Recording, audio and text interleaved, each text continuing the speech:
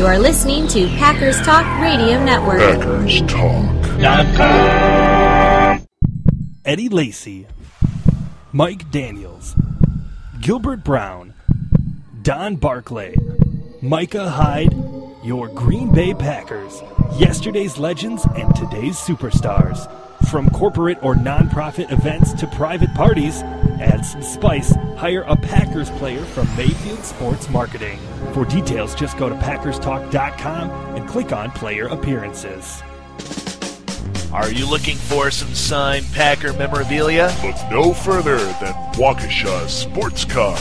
If a Green Bay Packer can sign it, Waukesha Sports Cards has it. Check our website for upcoming Packer player and legend signings. Go to WaukeshaSportsCards.com. Alert, clear all channels.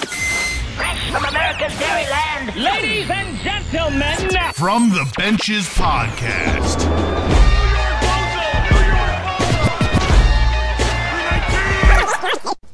Touchdown, Packers. Go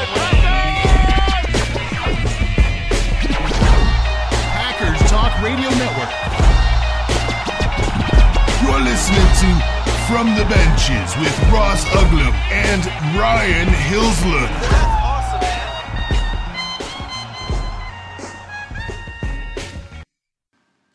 Hello, everyone, and welcome back to From the Benches, and welcome to our year-end show for the 2015 NFL season. My name is Ross Uglum. I'm a writer at PackersTalk.com, and joining me, as always, my very best friend, Ryan Hilsler. Ryan, how are you? I'm good, Ross. We've had a little bit of cooling off time since the last Packers game of the season, and I think we can, at this point, have a level-headed discussion about it. Yeah, I agree. Going straight to the news, as many of you, or I'm guessing all of you, know by now, the Packers did lose to the Cardinals in overtime in the divisional round of the playoffs. They are not competing in today's NFC Championship game.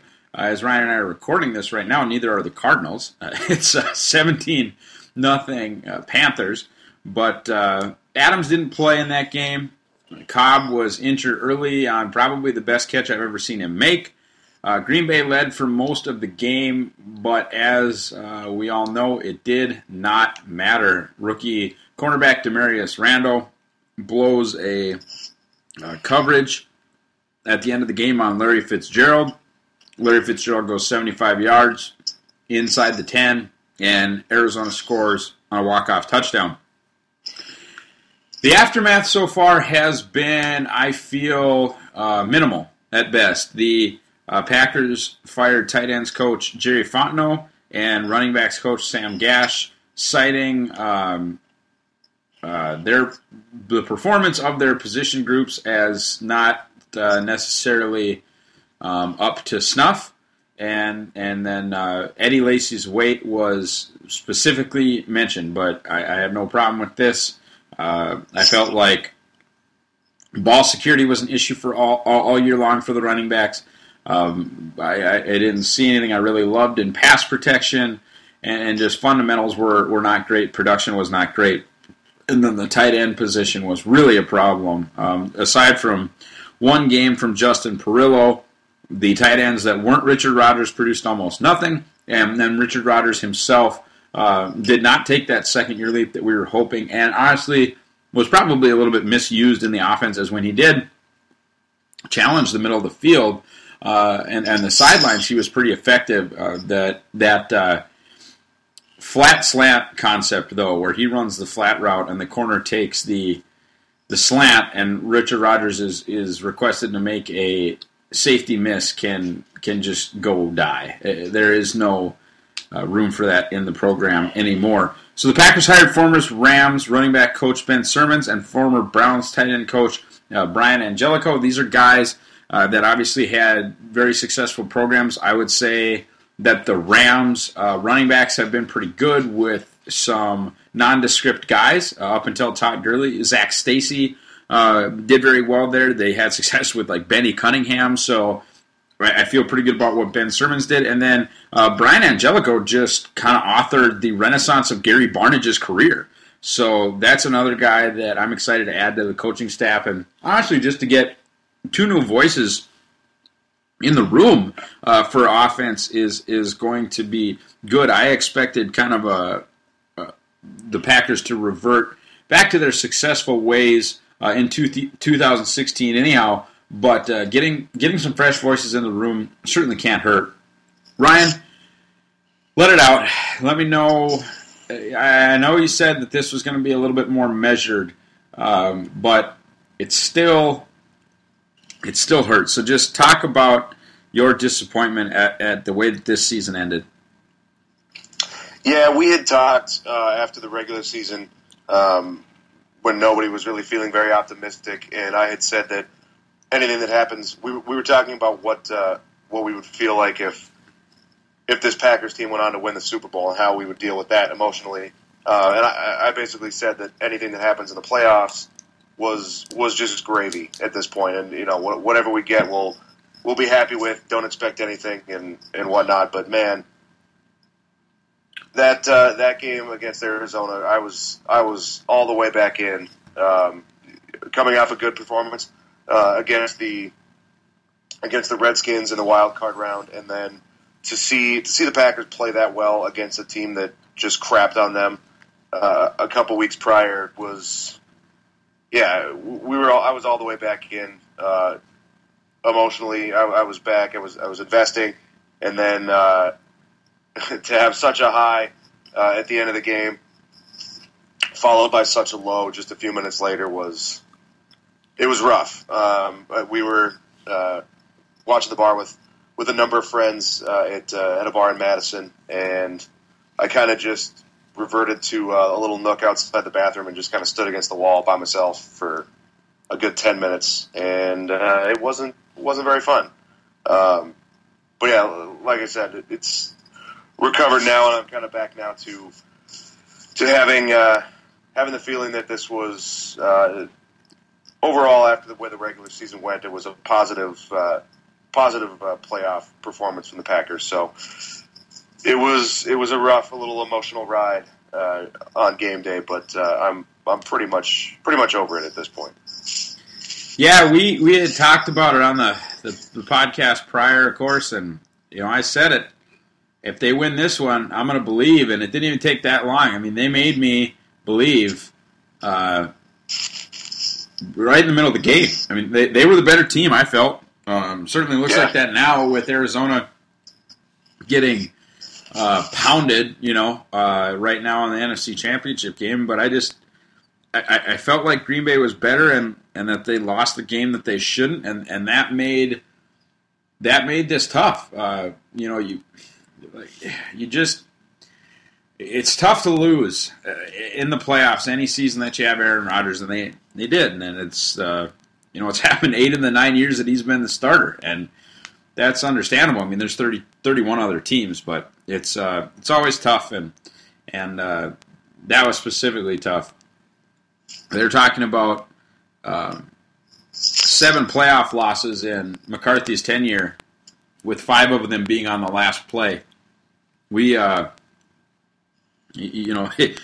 add that to 4th and 26 in the last dozen years of being a Packers fan has really been hard on the heart in the playoffs. And it's just a good thing that 2010 happened. That's for darn sure. And makes you appreciate it more and more every year when you don't win, just how special that run was.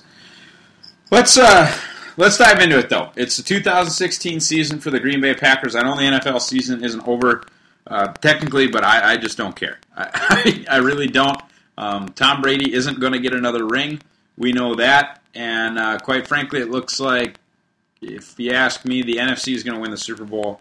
And right now it looks like Cam Newton's going to get a ring. And that's only one, and good for him. There are plenty of other guys on that team that I actually like, and it'll generate some interest in the NFC. Next year it'll be interesting to pay attention to the NFC next year.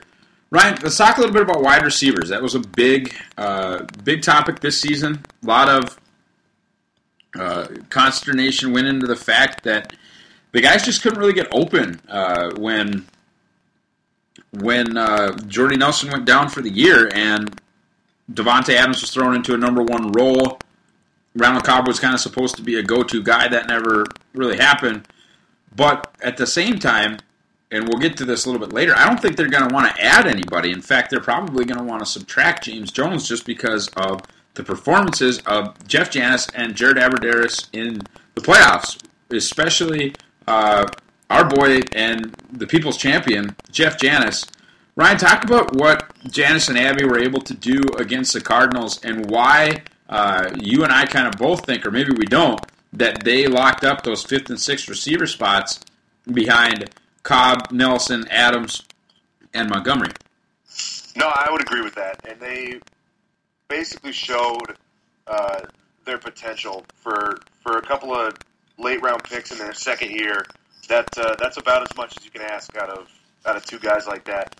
And I really think that in that game, once Cobb went out, we had talked pretty much all season that without Nelson and without Cobb playing at a very high level, that it just didn't seem like Rodgers trusted anybody to get open. He didn't have that chemistry that he had the previous season with Nelson and Cobb. He wasn't able to do some of those things that we're used to seeing him do. But once Cobb was knocked out of that game, he was forced to trust the guys. He couldn't not throw it to anybody. He had to get it in there. He had to take some chances with guys maybe he didn't trust. And I think that they made some plays that gave Rodgers some confidence in them. They were able to do some things that showed that they were capable, that they weren't just going to roll over and get blanketed by the Cardinals secondary.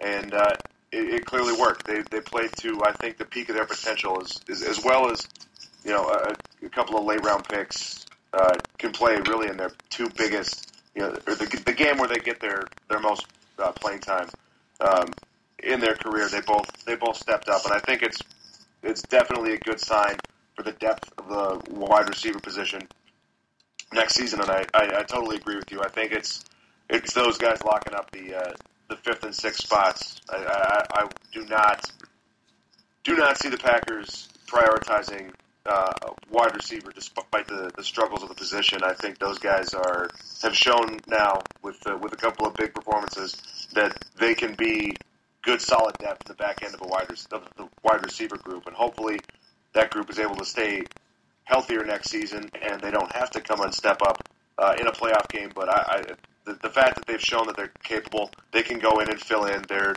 capable NFL wide receivers. That's big for the position group next year. Yeah, I kind of thought it was nuts, man. They sort of did the old Jared Boykin deal there, where Boykin in that big season opening game against Seattle got sacrificed to Richard Sherman. They just said, whatever, we're going to run Nelson against Browner, and we're going to run Cobb in the slot, and that's how we're going to try and move the ball on offense. And they did that with James Jones and Patrick Peterson. James Jones was not a part of the offense. I mean, period. That was it. And when they lost Cobb, they didn't even change the game plan. They literally just went, look, this is what we're going to do. It's going to be Janis, and it's going to be Abby, and it's going to be Richard Rodgers, and other than that, we're going to run the ball. But this is the only way that we're going to move it, period. I mean, that's it. And they were reasonably successful, I thought, against a defense that we both have a ton of respect for, Honey Badger or no Honey Badger. He's a great player, but just because he's gone doesn't mean the Cardinals don't have a good don't have a good defense by any stretch of the imagination. I have no time for the cut Davante Adams people. He's a second-round pick. He's 23 years old. He only played 2 years in college. He was promising as a rookie, and he makes peanuts. And you just can't release players and eat dead money off of a rookie contract because a guy struggles when he's forced into a complicated offense too early in his career, and that's just the way that I see it. So I think that those 6 wide receiver spots are pretty locked up, and I don't really see them going into the offseason needing to prioritize receiver. And let's talk about the offseason a little bit, and I'm going to do just a touch of shameless self-promotion. I had an article come out on Tuesday about Packers off-season myths, things that are being kind of perpetrated but are not really going to happen, and it sparked a ton of conversation. I've 37 comments is the current total, and you just don't see numbers like that on PackersTalk.com, where it has been relatively rare. And so I just want to talk about some of those. Ryan, did you get a chance to read that? Yes, I did. So I didn't go through the comments. Okay, the 5 myths are, number 1, that the Packers are going to prioritize wide receiver in their draft. They're not. James Jones is coming back. He's not. Mike McCarthy and Dom Capers aren't going anywhere. The team does not need an overhaul to be competitive in 2016, and that the Packers need to make a change at general manager because they don't. Anything in there that you agree with, disagree with? What did you think of kind of the general tone of that article, which basically, said, look, they got hurt this year. They made it almost to the NFC Championship, and we've got $40+ million in cap space more than likely. And because of the way that the Tramon Williams and Devon House situations were handled, more than likely you're going to pick 6 times in the first 4 rounds. Yeah, I'm pretty much with you all the way across the board. I think before the season, I don't remember if we talked about it on the podcast or just amongst each other, but wondering what the minimum that an Aaron Rodgers minimum number of games an Aaron Rodgers team is going to win, and I think this was pretty close to the worst case scenario for a Packers team that has Aaron Rodgers take every snap in the season, or not every snap, but start every game of the season, and they went and won 10 regular season games and a playoff game, and that's pretty good for the floor of for an Aaron Rodgers led team. And I really don't think that you need to overreact and make changes with the coaching staff and make changes with the general manager and blow the team up. There's clearly a very solid team, or a very solid roster, a team that can absolutely contend for a championship next season.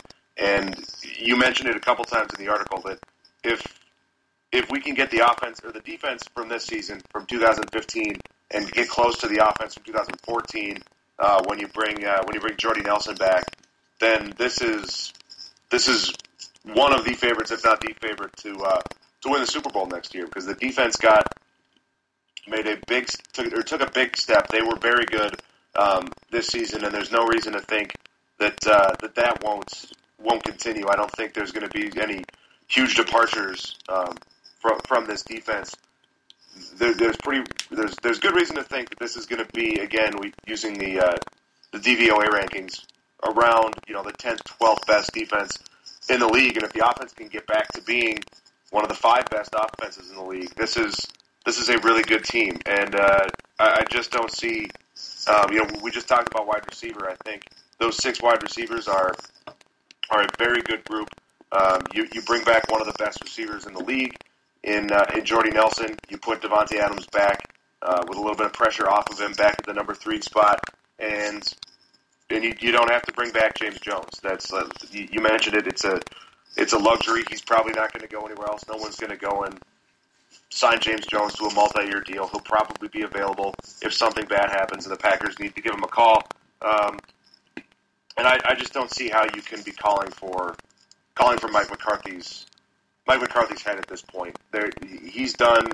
Sure, there's been a disappointing ends to seasons, but the team has been in position to make a run at the Super Bowl pretty much every year since he did make a run and win the Super Bowl. To think that he's going to get canned after a 10-win season and a playoff win is pretty absurd to me. I don't think Mike McCarthy's going anywhere. I would be shocked if the offense didn't rebound next season and you were right back to thinking that McCarthy's is one of the top offensive coaches in the league. And addressing Dom Capers, Dom Capers finally stepped up and answered the call that Packers fans have been calling for years. He finally stepped up and got a good defense. He finally got the most out of the talent. We've seen talent on the Packers defense for several years. They were just never able to pull it together. They finally did, and if they can keep that going, and McCarthy can get the offense turned back around, which I believe he will be, then this team is going to be just fine. They're in great position to contend for a Super Bowl next year, assuming we have fewer injury issues next season. It'd be tough to imagine a season with this number of injuries back to back. So I have every reason to believe that the Packers are going to be a contender for the Super Bowl next year. So I'm not blowing up the coaching staff. I'm not blowing up the roster. I'm not taking a wide receiver in the first round because Devontae Adams had a disappointing season. I'm not doing any of that. I'm mostly with you. I'm feeling good about next season, and I know it was a tough season to watch. It was a tough pill to swallow in the last game of the year, but you gotta stay the course. You gotta keep the faith that this program is going to keep going in the direction that it has. The Packers have been a contender for most of the last 5 or 6, 7 years, and there's no reason that should change. Well, I wrote the thing, so I obviously agree with it. And I think that, we can kind of move on from that discussion just sort of because of that fact. Ryan, the draft order has been set now, and the Packers pick at 27. Is there any specific player that you're looking for, taking into account the needs that were displayed by the Packers during the 2015 season? Well, I think it might be a little bit of a pipe dream. The one guy I would really be hoping for is Jalen Smith, the linebacker from Notre Dame. Guy's a ridiculous playmaker. He was a guy who was being talked about before the bowl season as a potential top 5 type pick. And then he went into the bowl game against Ohio State and suffered a knee injury. So my best case scenario is that knee injury, that injury concern, pushes him back parts of the first round as opposed to the top of the first round, because that's a guy that would just be perfect as an athletic, as a fast linebacker in the 3-4. To line up behind what I think is a pretty good defensive front with Mike Daniels, Dayton Jones. Hopefully, whatever ends up happening with B.J. Raji, LaTroy Guion, I think that's a good defensive line. Obviously, Clay Matthews is still a big part of the defense. And if you're able to put a playmaker like Jalen Smith in that linebacker spot, and he is able to get healthy, that would be huge. That's my ideal guy. That might be a bit of a pipe dream. We'll see what happens with his injury. There will be physical pre-draft, and we'll see what he does at the combine, things like that. But that's the one guy I'm really have my fingers crossed for is Jalen Smith. What do you think? Yeah, I've got 4 guys, and it's at that chase linebacker position, that inside linebacker position. Most people are going to have 3 guys. I've got 4. The ones you're going to hear are Jalen Smith, which you said, Miles Jack, Reggie Ragland, and Scooby Wright. I think that there's a fleeting chance that one of Smith, Jack, or Ragland will be available at 27. I think you're going to be able to get Scooby Wright. Ted Thompson loves the Pac-12. The University of Arizona is not necessarily known as a football factory, but has produced a number of useful players. Brooks Reed, obviously Rob Gronkowski went to the University of Arizona. Just, like I said, a guy that at the Pac-12 level was extremely productive, and I think belongs up in that tier with Jack Ragland and Jalen Smith. I think that if you can get one of those four guys, things really set up nice for you to either get a defensive lineman or one of the tight ends in the second round, because that's not really, I don't think, where the value is necessarily in the first round. Ryan, it looks like the Packers are going to pick 6 times in the first 4 rounds because of Devon House and Tramon Williams. The way they left, the average annual value of their contracts when they did go is going to probably get them 2 fourth-round compensatory draft picks. Those, of course, being untradeable, which I think actually is going to change at the 2017 draft, where compensatory picks are going to be tradable, and that'll certainly be interesting, especially for Packers fans if Ted Thompson is still in charge of the draft at 27. In 2017. What's the general strategy that you're looking for? Just kind of as you've done a little bit of preliminary scouting, maybe checked out some big boards and sort of understand where these players line up, where the Packers might be picking, and what the Packers might be needing. Yeah, like I said, I mean, Jalen Smith is my ideal guy, round 1, and I'll agree with you that those linebackers in round 1 is where I would like to go. But I think that if last year's any indication, Ted Thompson probably isn't going to have as high a priority on linebacker as everybody thinks he should. Everyone thought that linebacker was going to be the choice in one of the first 2 or 3 rounds last season. Obviously, he waited until he took Jake Ryan to address linebacker. So with that in mind, I think kind of my 3, besides linebacker, my other 3 spots are going to be tight end, but it doesn't look like the tight end class is going to be very good at the top, so I think that's probably more likely one of those non-first round pick type places. I'd love for them to take an offensive tackle, someone who's played tackle, somebody who can come in and provide some tackle depth. That was a big problem for the Packers offense this season when David Bakhtiari and Brian Bulaga were struggling with injuries. There just wasn't anybody there who could really step in and provide solid depth at the tackle spot. So that would be a big target for me. I would not be opposed to that in round 1, to have somebody who can come in and push David Bakhtiari at left tackle or be a backup at both tackle spots. That would be a really good addition, I think, for the Packers offense, to get somebody who can play the tackle spot, someone who has played tackle, somebody who's not moving from guard or center or whatnot, like Don Barclay and J.C. Treader were. I think those guys, they're not ideal tackle depth. I want to get somebody who has played tackle, someone who's able to play, maybe play left tackle in college, isn't an ideal NFL left tackle, but can back up there if possible and can be a solid replacement at right tackle if Brian Bulaga goes down. So that's a big priority for me. And that was, I guess that was my 3. Linebacker, tight end, and tackle are my 3 big priorities. And then really trusting Ted to do whatever he wants. With that many picks early, he's going to do some things that nobody's expecting. He's going to do like last year. I mean, I doubt he takes cornerbacks in the first 2 rounds again, but he's going to do something that people aren't expecting. If that means he's taking an outside linebacker to possibly replace a Julius Peppers or a Nick Perry, that's something I could definitely see happening. If he's maybe he takes another cornerback or a safety, even though we think we're going to be pretty set in the defensive backfield.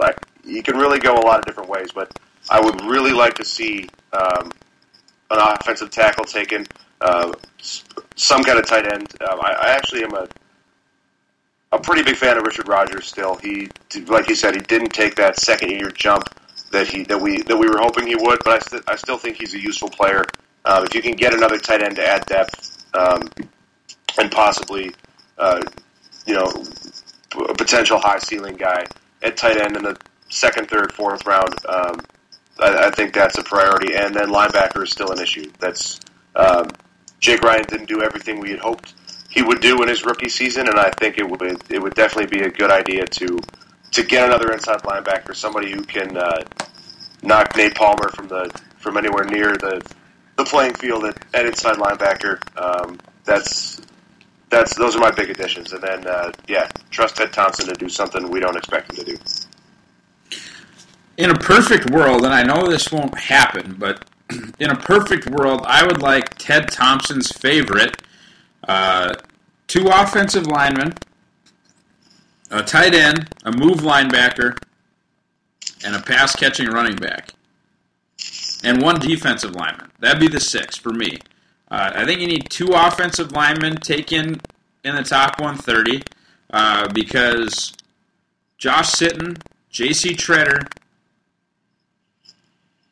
T.J. Lang, and I think David Bakhtari are all free agents at the end of the 2016 season.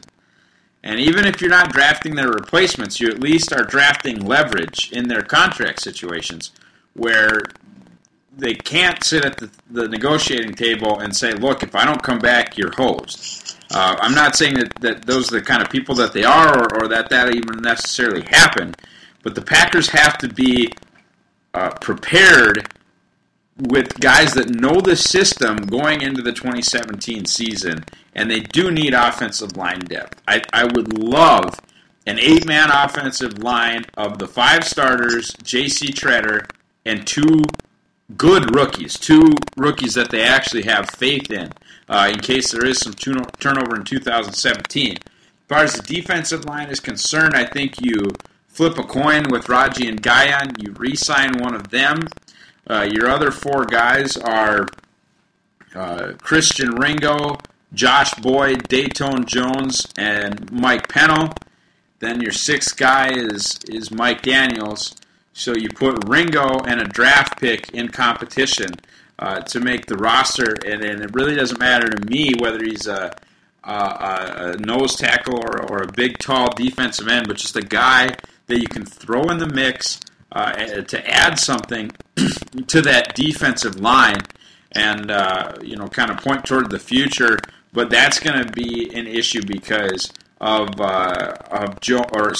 Guyon and Raji both having contracts, situations that are yet unresolved. The tight end situation is an obvious one. You mentioned Richard Rodgers really needing to be a solid number 2 instead of the go-to guy at that position. And then with James Starks being on an expiring deal, the number 2 running back with pass-catching ability, I think, is a big one. I think the Packers already kind of have one on the roster in John Crockett, but he's a capable guy in both phases. He can run the ball. He can catch the ball. I'm talking about a real weapon out of the backfield, something in the form of a Dion Lewis, Shane Vereen, guys like that whose real specialty is third down. I think it would be an interesting weapon to add to this offense instead of constantly using Randall Cobb in that capacity. So that's the way that I would like the Packers to go in those first few rounds is get some big bodies and then kind of get into the skill position type of stuff. But definitely leave defensive back alone, leave quarterback alone, and leave wide receiver alone. It's just not necessary. I certainly hope that they get 2 front 7 players in the first 4 rounds. That's a big thing for me. Ryan, let's go into kind of a lightning round here. What was your favorite game of the season? The Lions Hail Mary win for sure. That's not even a question for me. Okay. For you? Yeah, me it was the Vikings game in TCF. I just felt like that was the most complete game they played all year. It was against a playoff opponent. They went in there and absolutely decimated a division rival in their own building. So that was my favorite game of the season. Ryan, what was your least favorite game of the season? Oh, the Broncos game, the primetime blowout loss to the Broncos. That was you come off a high of having a 6-game winning streak to start the season, and then you go on primetime against another undefeated opponent, and they just ran us out of the building. That was my least favorite game, and that one was a little tougher. There were some hard games to swallow this season, but that was the bad one for me. How about you? Bears, Thanksgiving. It was tough. Yeah. I was with some family friends actually in Iowa, so that game was more public than I would have liked it to be. I generally watch the games either at the stadium or kind of amongst very close friends or by myself. And so people got to see what happens to Ross when the Bears win in Lambeau Field on Brett Favre night, and that was maybe a little bit embarrassing. So that would be my least favorite game of the season. Ryan, give me an offensive MVP for this year. Oh, that is a difficult one. It seems like everybody underachieved on the offense. I'm gonna go with James Starks as my offensive MVP.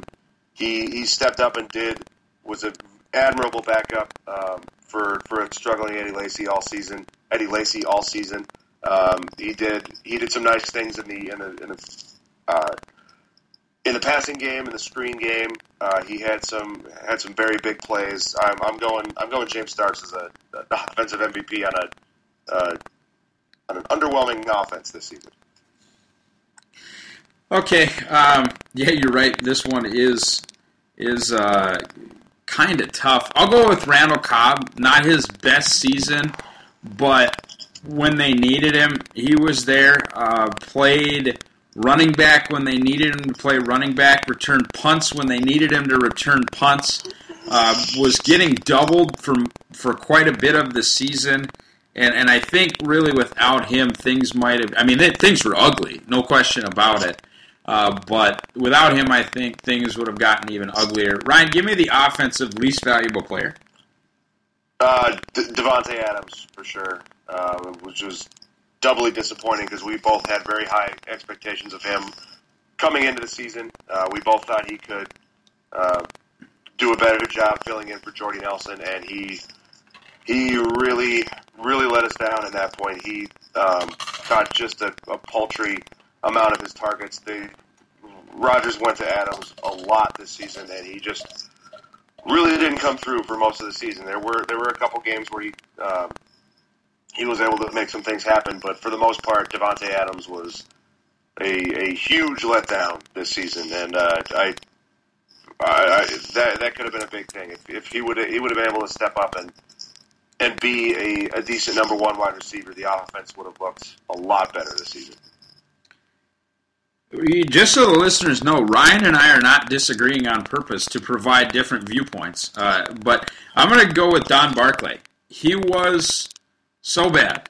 And you and I talked about him being a useful third tackle, a guy that we felt like could play right tackle in a pinch and have Don Barclay slide over to the left side. And he wasn't either. He struggled when Bulaga got hurt and he had to play right tackle. And he made the offense literally not work when he played left tackle. I mean that sincerely. It was just a non-starter. His inability to be passable led to the blowout in Arizona. We saw the difference having him in there and having him not, because they literally played the same team 3 weeks later.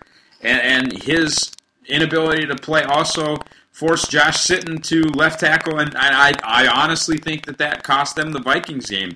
That Minnesota offense is not good, and the Packers should have been able to score enough points to win that game, and they weren't. And that I think is on Barclay, and I think he's gone. I would be very surprised to see Don Barclay as a part of the team in 2016, and I think that's probably for the better. And I've been a pretty staunch Barkley supporter for most of his career, and I can't anymore. I don't have it in me.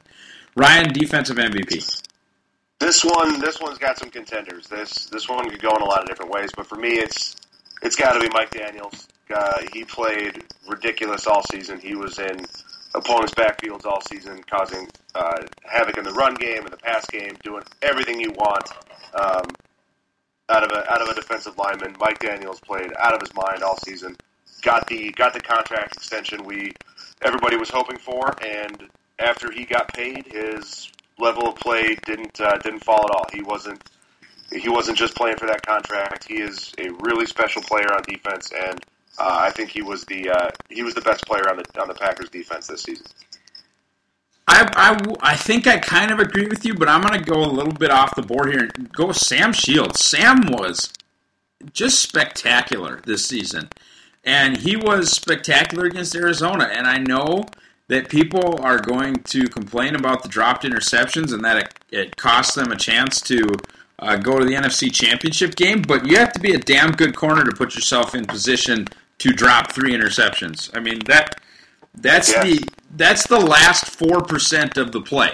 The 96% of the play is getting yourself in between the quarterback and the receiver, and I just thought he was great all season long. I thought it was very noticeable when he was hurt, and I just thought that, he had a rough game right away against, I think Chicago was the rough spot for him, and then it was just fantastic for the rest of the season. And I know that it's so easy to pick on corners when they have a bad game. Maybe Mike Daniels had a really bad game. We have no idea because we're not really, paying that much attention unless he's getting driven back by a guard and planted on his ass. It's not like getting beat for a pass. I mean, that's obvious stuff. Ryan, defensive least valuable player. I have a feeling this is where we're going to agree, and it's got to be Nate Palmer for me. He was just so bad so many times. Really one of the only guys on the defense who consistently played really poorly. Everybody else, for the most part, the guys who played a lot, played pretty solidly. But Nate Palmer was real bad, and we both thought that Jake Ryan should have got the call a lot earlier than he did. But it was Nate Palmer for me. He was real bad at inside linebacker when he was in there. Yeah, as good as the Packers were in the back end, you couldn't really give it to anyone on the back. Like, you weren't going to give it to Micah Hyde. You definitely weren't going to give it to, like Dimitri Goodson. Or it's just that's not fair. And so you're probably not going to give it to any of the edge defenders. I felt pretty good about Peppers, Neil Perry. They all provided what we kind of thought they would. The defensive line was spotty, maybe, but definitely not going to give it there. It was Nate Palmer. I mean, he was put in a position to fail, I think. He's an FCS kid. Screw Illinois State, by the way. He's an FCS kid, played defensive end in a 4-3 in college. I watched him play 3 times live, and then got moved to outside linebacker in the Packers system. That's fine. That's a pretty normal thing. But he was undersized for that, so they moved him inside, and he's not an off-the-ball linebacker. He's an edge defender, and kind of an edge defender. So I just had an issue with that whole process, and then what you saw on the field was bad. So, surprise, surprise, it didn't work.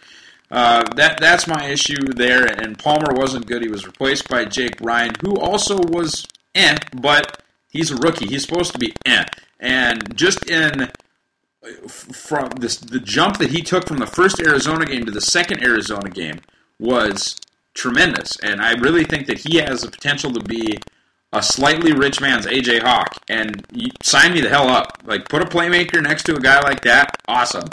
You find me the rich man's version of Desmond Bishop and put him next to the rich man's version of A.J. Hawk. I'm excited. That's going to be fine. So that's where I'm going with that.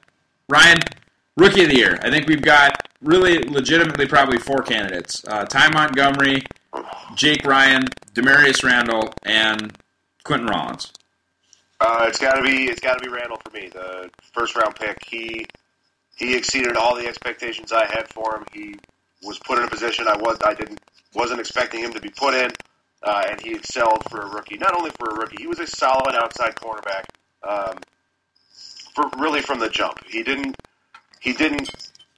struggle early and catch up late in the season. He was pretty solid right from the get-go, and I don't think anybody expected that when that was the pick last year at draft time. Nobody expected him to come in and be a solid starting outside cornerback for the entire season. There weren't really, I guess, the blown coverage in overtime was the low point, but for the entire season leading up to that, he was pretty solid. He was a playmaker.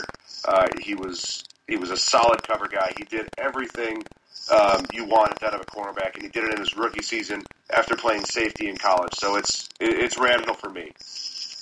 Yeah, I mean, you could have made a case maybe for Ty Montgomery if he had continued on the upward trajectory that he was going. They were really relying a lot on him in offense, and you saw a lot of really bad offensive performances after he left. I mean, the Detroit game at home sticks out. The Chicago game at home sticks out. Minnesota game at home wasn't great. Arizona was really a struggle the first time around. His absence in the passing offense, I think, was really felt. Especially, we talked about Randall Cobb doing a little bit of work as a running back. Well, that becomes a lot easier if you keep Ty Montgomery in the slot, or you have Ty Montgomery in the running back and Randall Cobb in the slot. A lot of that versatile stuff they were forced to do late in the season would have worked a lot better if Ty Montgomery was still there. But you're right. It's Demarius Randall. I mean, he was a above-average number 2 NFL corner in his first year. He has above-average size and elite physical skills. And I think that, I really think he has Patrick Peterson-type potential. He's not the freak athlete that Peterson is, but I think he's a little bit better tackler. I don't think he's ever going to be a shutdown guy. I don't think he's going to erase the opposition's number 1 receiver. But at the same time, getting close to shutting down and making maybe a few more plays than you see some shutdown corners make, and playing on the ball a little bit more like he did in the Arizona game in the end zone there, I think he really has a chance to be a star. And by a star, I mean like an all-pro level player, one of the best, what are there, 3 teams, one of the best 6 corners in the game. I mean, I think he has that kind of potential. I certainly think he has the ability to create a situation where you have 2 number 1 corners on the Packers. I mean, I think Sam Shields is pretty close, and Demarius Randall is going to be pretty close. So even if you don't have a true shutdown guy, having 2 passable number 1s is a big deal. So that's important. Ryan, give me the guy that you are most excited for next season. Well, my easy answer is Jordy Nelson. I'll give another one also, but he's my favorite football player, and we really got to only watch him play in training camp this season, which is just heartbreaking for me. He's my favorite player. I love what he does at the wide receiver position. He's so good. I think really up until his huge 2014 season, he was very underrated as a wide receiver. So I just want to see him back and healthy and playing football again. But for a more probably what you're looking for in the question. But as far as a player who actually played this season, for me it's going to be Eddie Lacy. He's a guy who really, really struggled this season, and I have every belief that he can get back to being the guy he was in his first 2 seasons, the guy we were so excited to see this season. So for me, the guy I'm most excited to see next year is going to be Eddie Lacy. I think he rebounds hard and has a very good season next year, and looks more like the Eddie Lacy we were expecting to see. So that's what I'm most excited for next season. How about you? I think it's got to be Dayton Jones for me. I think he really took that step that we were looking for.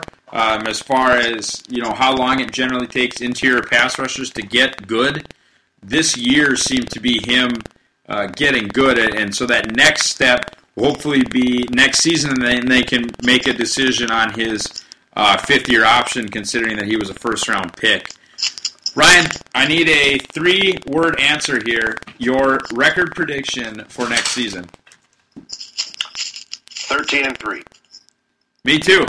13-3. That's what I'm thinking. They have done the numbers, and I know it doesn't mean a ton just because of the way that things work in the offseason, but the Packers have the easiest schedule in the NFL next year, and that's got to be at least a little bit of a big deal, especially considering all the guys that they get back. Cream puff schedule next year. Got to think that they can win 3 more games than they did this year, especially when you consider how bad they were and how many of those games were one-possession games. Guys, we want to thank you for listening all season long. I want to let you know that we're probably going to take a little bit of time off. We haven't ever done that before. This show has been weekly since it started. Either that or once every 2 weeks at the very least. Ryan and I are going to take a little bit of time off, and we will come back sometime during the pre-draft process, more than likely late February or the early part of March. So thanks for listening all season long. Be sure to subscribe to the Packers Talk Network on iTunes and give it a review.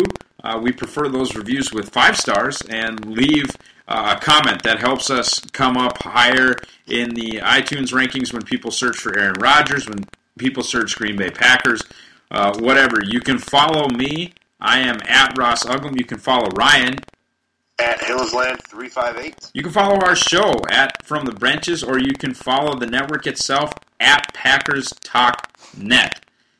One more time, thanks everybody, and go Pack Go.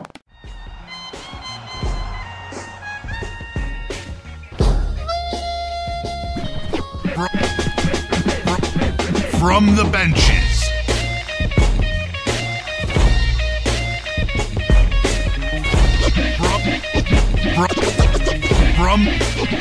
From the benches. Are you looking for some signed Packer memorabilia? Look no further than Waukesha Sports Card. If a Green Bay Packer can sign it, Waukesha Sports Cards has it. Check our website for upcoming Packer player and legend signings. Go to WaukeshaSportsCards.com. Eddie Lacy, Mike Daniels, Gilbert Brown, Don Barclay, Micah Hyde, your Green Bay Packers, yesterday's legends and today's superstars. From corporate or nonprofit events to private parties, add some spice, hire a Packers player from Mayfield Sports Marketing. For details, just go to PackersTalk.com and click on Player Appearances.